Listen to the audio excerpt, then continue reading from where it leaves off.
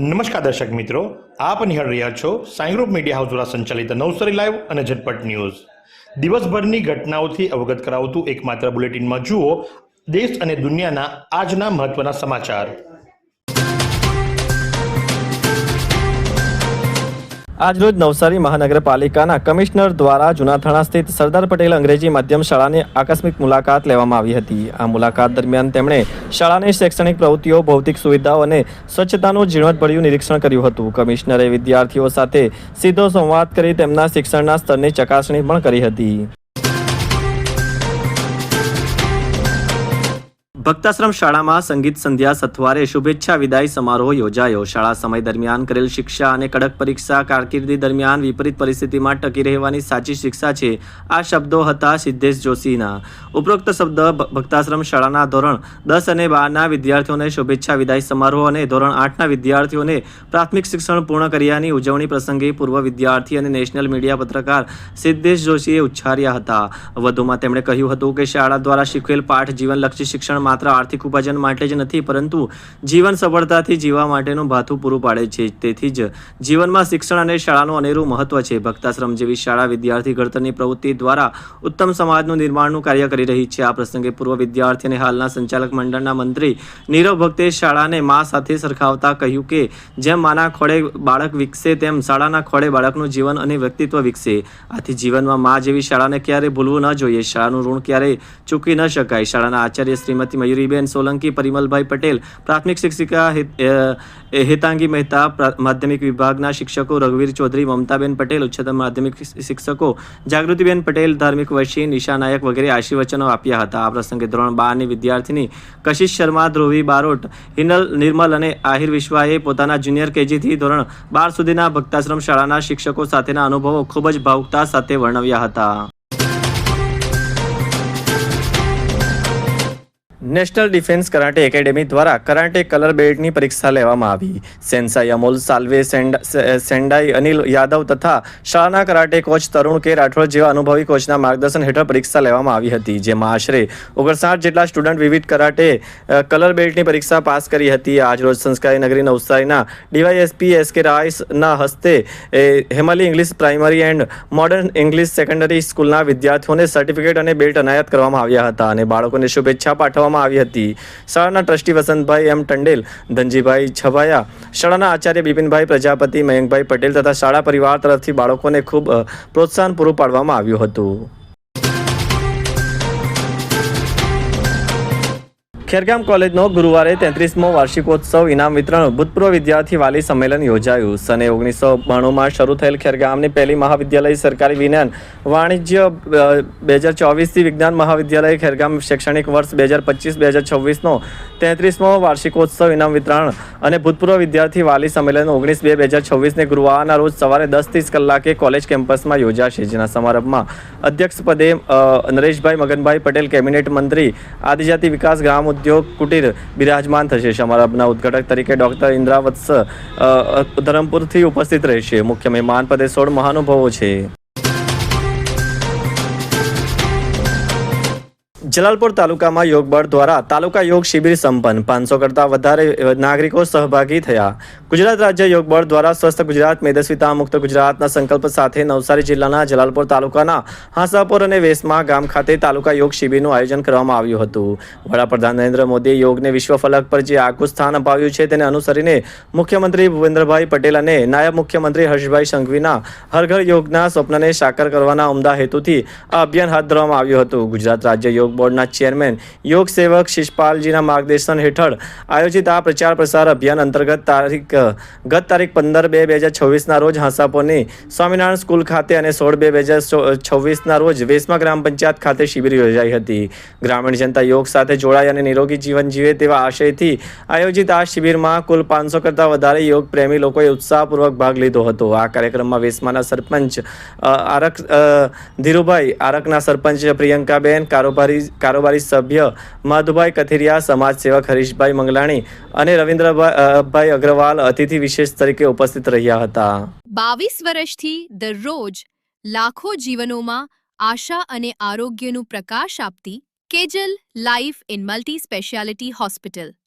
અદ્યતન સુવિધા સાથેની હોસ્પિટલ અનુભવી ડોક્ટરો અને ટેકનોલોજી સહિત ઓપરેશન થિયેટર્સ, આઈસીયુ અને એનઆઈસીયુ વિભાગ, 24 કલાક ચાલતી ઇમરજન્સી સર્વિસીસ, મેડિકલ સ્ટોર અને લેબોરેટરીની સુવિધા પણ ઉપલબ્ધ છે.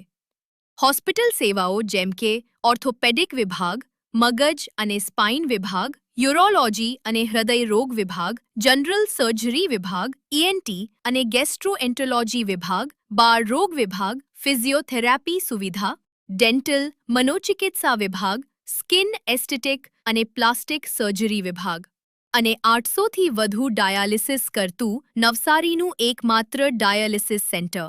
પરિવાર દીઠ 10 લાખ સુધીની પ્રધાનમંત્રી જન આરોગ્ય આયુષ્માન યોજના કાર્ડની સુવિધા અને વાહન અકસ્માતના સમયે 50,000 સુધીની વાહન અકસ્માત સહાય યોજના અને કેશલેસ સુવિધા પણ ઉપલબ્ધ છે. Kejal life in multi speciality hospital. તમારું સ્વાસ્થ્ય અમારું ધ્યેય.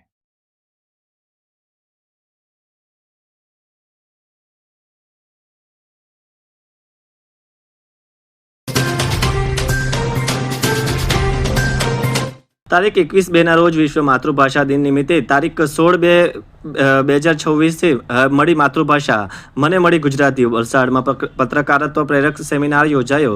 ગુજરાત સાહિત્ય અકાદમી પ્રેરિત સેમિનાર વલસાડના આંબેડકર ભવન ખાતે વલસાડ પત્રકાર વેલફેર એસોસિએશન, વલસાડ પુસ્તક પરબ, ગાંધીનગર સાહિત્ય અકાદમી દ્વારા સંયુક્ત રીતે મહાસૌમતી અમાસે સંધ્યા તાણે બે પ્રતિષ્ઠિત પત્રકારો વિનીત શુક્લ મુંબઈ સમાચાર, જ્વલંત નાયક ગુજરાત મિત્રના સુંદર ગહન વક્તવ્યોથી ઉજવવામાં આવ્યો, જેમાં સ્થાનિક પીઢ પત્રકાર, નિવાસી તંત્રી વિકાસ ઉપાધ્યાય, દમણગંગા ટાઈમ્સ અને વાપી બ્યુરો ચીફ હનીફ મેહરી ગુજરાત મિત્રે પણ પત્રકારત્વ વિશે છણાવટ કરી હતી. ગુજરાત સાહિત્ય અકાદમી દ્વારા તારીખ 21મી ફેબ્રુઆરીને વિશ્વ માતૃભાષા દિવસ તરીકે ઉજવાય છે, ત્યારે તારીખ 16થી 21/2 સુધી રાજ્યભરમાં વિવિધ કાર્યક્રમો કરવામાં આવી રહ્યા છે, જે અંતર્ગત વલસાડ પત્રકાર વેલફેર એસોસિએશનના પ્રમુખ હર્ષદ આહિર, પુસ્તક પરબના ડોક્ટર આશા ગોહિલ, હાર્દિક પટેલ, સંયોજક અપૂર્વ પારેખ દ્વારા વલસાડમાં પત્રકારત્વ વિષય ઉપર સેમિનાર યોજવામાં આવ્યો હતો.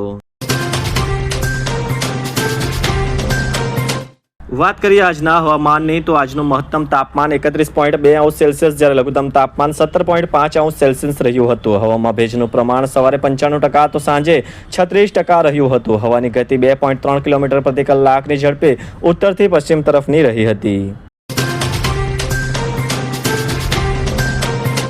નવસારી જિલ્લામાં મતદાર યાદી ખાસ સઘન સુધારણા કાર્યક્રમ અંતર્ગત તારીખ 17/2/2026ના રોજ મતદાર યાદીની આખરી પ્રસિદ્ધિ. નવસારી જિલ્લામાં કુલ 9,66,231 મતદારો આખરી મતદાર યાદીમાં સમાવિષ્ટ. ભારતના ચૂંટણી પંચની સૂચના અનુસાર ગુજરાતમાં મતદાર યાદીની ખાસ સઘન સુધારણા ઝુંબેશ હાથ ધરવામાં આવેલ છે, જે અંતર્ગત આખરી મતદાર યાદી પ્રસિદ્ધ કરવાના પ્રસંગે જિલ્લા ચૂંટણી અધિકારી ક્ષિપ્રા આગરેએ આજે પ્રેસ કોન્ફરન્સ દરમિયાન જણાવ્યું હતું કે મુસદ્દા મતદાર યાદી પ્રસિદ્ધ થયા પહેલા નવસારી જિલ્લાની 4 વિધાનસભામાં કુલ 10,95,900 મતદારો હતા. મુસદ્દા મતદાર યાદી પ્રસિદ્ધ થયા બાદ હવે કુલ મતદારોની સંખ્યા 9,59,337 રહેવા પામી હતી. આખરી મતદાર યાદીમાં 9,66,231 મતદારોના નામ આખરી મતદાર યાદીમાં સમાવેશ થયા છે. સવિશેષ તારીખ 1/1/2026ની લાયકાતની તારીખે 18 વર્ષ પૂરા કરનાર યુવાનો આગામી સમયમાં પણ ફોર્મ નંબર 6 ભરીને તેનું નામ ભવિષ્યમાં પ્રસિદ્ધ થનારી મતદાર યાદીમાં દાખલ કરાવી શકે છે. વખતો વખત કરવામાં આવતા સતત સુધારણા અંતર્ગત નાગરિકો પણ ફોર્મ નંબર 6 અને 7 અને 8 ભરી શકશે. શિવરાત્રી એટલે હરેક જીવને સ્વયંને જાણવા માટેની રાત્રિ. બ્રહ્મવાદીની પૂજ્ય હેતલ દીદીનું માનવું છે કે દરેક જીવ સાદગી, સરળતા, સમતા, સમજપૂર્વક સત્ય સનાતનના માર્ગે સાધના કરે તો મહાશિવરાત્રી એક એવો પર્વ છે કે એક જ રાત્રિમાં જીવ શિવ તત્વને પામી શકે છે. અને આ માન્યતાને આધારે દર વર્ષે તેજસ્વીની સંસ્કૃતિ ધામમાં મહાશિવરાત્રી પર્વ એક અનોખી પરંપરાથી ઉજવવામાં આવે છે, જેમાં ત્રિદિવસીય સાધના જેવી કે આચાર્ય કેતન દાદાના સાનિધ્યમાં નવવૈદિક ઋચા ધરાવનાર ભૂદેવ દ્વારા નવચંડી યજ્ઞ, હોમાત્મક, લઘુરુદ્ર યજ્ઞ, પાઠાત્મક વેદની ઋચાઓ તથા દરેક પ્રકારના ભગવાન શિવની સ્તુતિઓ દ્વારા પાર્થિવ શિવલિંગ બનાવી પૂરું વાતાવરણ શિવ તત્વથી ગુંજાયમાન બન્યું હતું. રાત્રિના પ્રહર દરમિયાન હેતલ દીદી દ્વારા ધ્યાનાત્મક શરીરને આંતરિક ઉર્જા બાબતે સમજ આપી યોગ દ્વારા શિવ તત્વને પામવા માટે કુંડલીની જાગરણના પ્રયોગો સવારે 4 વાગ્યા સુધી કરાવવામાં આવ્યા હતા, જેમાં લોકો ખૂબ જ ભાવવિભોર બન્યા હતા અને પોતાની જાતને પામવા માટે ધન્યતા અનુભવી કૃતાર્થ થયા હતા. એવી કઈ હોસ્પિટલ છે જ્યાં કેન્સર માટે સર્જરીની સેવા હોય, કીમોથેરાપીની સારવાર હોય, રેડિયેશનની સારવાર હોય, પીટી સીટી સ્કેન હોય, કેન્સરની પેથોલોજી હોય, મેમોગ્રાફી હોય, એટલે કે બધું જ. હા, બધી જ સારવાર એક જ હોસ્પિટલમાં હોય. તે છે નવસારી નિરાલી કેન્સર હોસ્પિટલ. ઉનાઈના પ્રાચીન રામજી મંદિરના પુનઃનિર્માણની માંગ. મુખ્યમંત્રીના હસ્તે ખાતમુહૂર્ત છતાં કામ શરૂ ન થતા ભાવિકોમાં આક્રોશ. વાંસદા તાલુકામાં આવેલ પૌરાણિક યાત્રાધામ ઉનાઈ સ્થિત પ્રાચીન રામજી મંદિરનો જીર્ણોદ્ધાર કરી તેના પુનઃનિર્માણ માટે છેલ્લા 4 વર્ષ પહેલા મુખ્યમંત્રી ભૂપેન્દ્રભાઈ પટેલના હસ્તે ખાતમુહૂર્ત કરાયું હતું. છતાં આજ દિન સુધી આ કામગીરી શરૂ ન થતા ભાવિકો સહિત અનેક સ્થાનિક અને હિન્દુ સંગઠનોમાં ઉગ્ર આક્રોશ વ્યાપ્યો છે. આક્રોશિત લોકોએ મંદિરમાં પુનઃનિર્માણની કામગીરી શરૂ કરવાની માંગણી સાથે અનશન શરૂ કર્યા છે. હિન્દુ યુવા સંગઠનના અગ્રણી પૃથ્વી નાયકાના કહેવા મુજબ વર્ષ 2022ની 18મી જાન્યુઆરીએ મંદિરનો જીર્ણોદ્ધાર કરી તેના પુનઃનિર્માણ માટે મુખ્યમંત્રીના હસ્તે ખાતમુહૂર્ત કરાયું હતું. જેના 4 વર્ષનો સમયગાળો વીતી ચૂક્યો છે, છતાં મંદિરના પુનઃનિર્માણ અંગે કોઈ કામગીરી હજુ શરૂ થઈ નથી, જેને લઈને આજે પણ આ મંદિર જર્જરિત હાલતમાં છે. ચીખલીના સોલધરા ખાતે ખેતીની જમીનમાં ગેરકાયદે થયેલ વ્યવસાયિક સંકુલનું બાંધકામ દૂર કરવાનો હુકમ કરાયો. ચીખલી તાલુકાના સોલધરા ખાતે ખેતીની જમીનને બિનખેતીમાં ફેરવ્યા વિના શરતભંગ કરી નિયંત્રણ રેખાનો ભંગ કરી ગેરકાયદે કરાયેલા બાંધકામ કેસમાં જિલ્લા કલેક્ટરે ગેરકાયદે બંધાયેલા વ્યવસાયિક સંકુલનું બાંધકામ દૂર કરવાનો હુકમ ફરમાવતા ગેરકાયદે બાંધકામ કરનારાઓમાં ભય ફેલાયો છે. જિલ્લા કલેક્ટર ગેરકાયદે થયેલા બાંધકામને દૂર કરવાનો હુકમ ફરમાવવા સાથે ગેરકાયદે બાંધકામ કરનારને ₹10,896નો દંડ પણ ફરકાવ્યો હતો. આ પ્રકરણમાં સોલધરાના વડફળિયાના રહીશ ઈશ્વરભાઈ પટેલ વિરુદ્ધ સોલધરાના દિનેશભાઈ પટેલ ગામના બ્લોક નંબર 722 વાળી ખેતીની જમીનને બિનખેતીમાં જમીનમાં ફેરવ્યા વિના જ તેમાં બાંધકામ શરૂ કર્યું હોવાની લેખિત રજૂઆત 2023-2024માં કરી હતી. આ રજૂઆતને આધારે પ્રાંત અધિકારીએ પ્રકરણની સુનાવણી હાથ ધરી હતી, જેમાં તેમણે શરતભંગ થયાની દરખાસ્ત કરી હતી. આ અંગેની સુનાવણી જિલ્લા કલેક્ટર સમક્ષ ચાલી જતા પ્રશ્નવાળી જમીનમાં સક્ષમ અધિકારી દ્વારા મંજૂર થયેલ લેઆઉટ પ્લાન રજૂ થયો ન હોવાનું, જમીનમાં થયેલ બાંધકામ અંગે કોઈ પણ રજા ચિઠ્ઠી કે પરવાનગી મેળવેલ ન હોવાનું અને ખેતીની જમીનને બિનખેતીમાં જમીનમાં ફેરવ્યા વિના તેમાં બાંધકામ કરી બિનખેતીનું કૃત્ય કરાયું હોવાનું તેમજ પંચાયતના માર્ગ મકાન વિભાગ નાયબ કાર્યપાલક ઇજનેરના અહેવાલમાં પણ નિયંત્રણ રેખાનો ભંગ થતો હોવાનું જણાવતા બાંધકામ નિયમબદ્ધ કરવા પાત્ર થતું ન હોવાનું સ્પષ્ટ થવા સાથે આ બાંધકામ માટે ગ્રામ પંચાયતની પરવાનગી પણ ન મેળવી હોવાનું તેમજ 8 જ દુકાનની આકારણી કરી હોવાનું અને સ્થળ પર 20 દુકાનો હોવાનો પણ ઉલ્લેખ કરાયો છે. નવસારી ખાતે યોજાયેલ નેત્રયજ્ઞનો 271 દર્દીઓએ લાભ લીધો. નવસારીના જશુબેન અર્જુનલાલ પરીખ અને કમુબેન વેણીલાલ પારેખ ચેરિટેબલ ટ્રસ્ટ અને સમસ્ત દમણિયા સોની સમાજ ઉત્કર્ષ ટ્રસ્ટના સૌજન્યથી નવસારી રોટરી આઈ હોસ્પિટલ ખાતે દિવંગત નીતિનભાઈ પરીખના સ્મરણાર્થે યોજાયેલ નિઃશુલ્ક નેત્રયજ્ઞનો 271 જેટલા દર્દીઓએ લાભ લીધો હતો, જેમાં જેમની વિનામૂલ્યે તપાસ કરવામાં આવી હતી. નેત્રયજ્ઞનો લાભ લેનારા દર્દીઓ પૈકી 83 દર્દીઓની એક આંખનું તથા 28 દર્દીઓને બંને આંખના મળી કુલ 111 દર્દીઓને મોતિયાના ઓપરેશનની રોટરી આઈ હોસ્પિટલમાં વિનામૂલ્યે કરાશે. આ ઉપરાંત લઘુ દ્રષ્ટિની ખામી ધરાવતા 68 જેટલા દર્દીઓને નિઃશુલ્ક ચશ્મા આપ્યા હતા.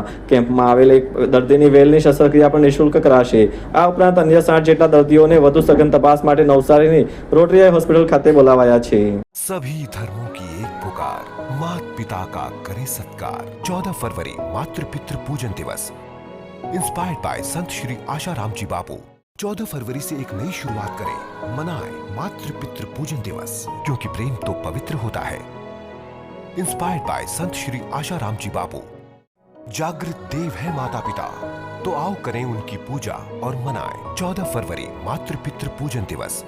Inspired by Sant Shri Asaram ji Bapu.